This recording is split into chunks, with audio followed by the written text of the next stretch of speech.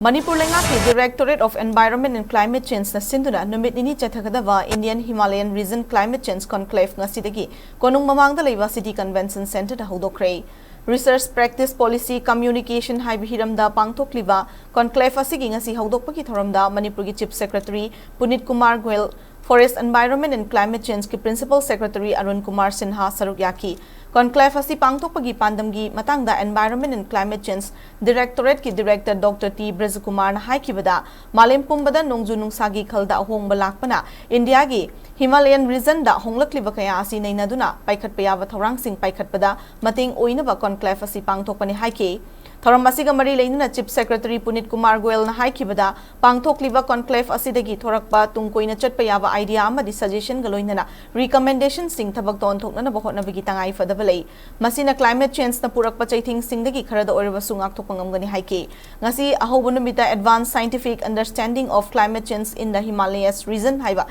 hiram masida panel discussion pangthoki Maduda Himachal Pradesh, West Bengal, amadi Jammu and Kashmir ki lakpa state sing adugi lengaki mute sing sarugyaki expert oina IVS Manipur ki director Dr. A.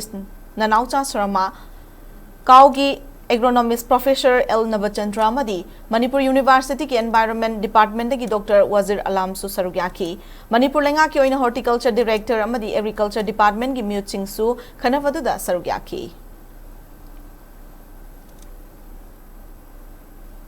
Like any other of these states, Himalayan states, to climate change impacts facing rising temperatures, erratic rainfall. This year we see that in October, mid also, we have had, I think it's a monsoon only, extended monsoon. And there are so many times, so I think frequent floods we are experiencing. Imphal, even in Delhi we are experiencing this year. So these changes, they impact agriculture, water resources, public health, livelihoods, food security. It all affects the basic fabric of. As far as Manipur government is concerned, it is committed in its endeavor to tackle current and future climate challenges by reducing associated risks and vulnerabilities.